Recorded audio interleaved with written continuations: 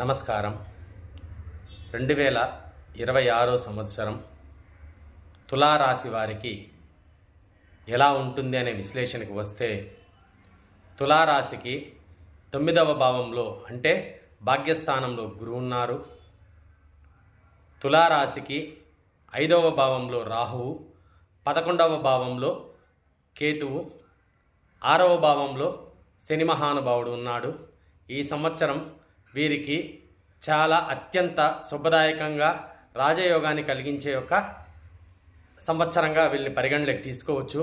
ఎందుకోసం అంటే ఈ రాశిని గురువు దృష్టితో, తన కోణ దృష్టితో చూడడం వల్ల వీరు అనుకున్న పనులన్నీ సిద్ధిస్తాయి. వివాహం కాని వారికి వివాహం జరుగుతుంది. ఉద్యోగ ప్రయత్నాల్లో సక్సెస్ రేట్ వస్తుంది. వ్యాపార ఆనుకూల్యతలు ఉంటాయి.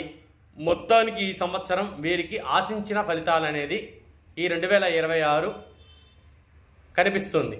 ఈ వీడియో నచ్చితే లైక్ చేయండి, షేర్ చేయండి, సబ్స్క్రైబ్ చేసుకోండి.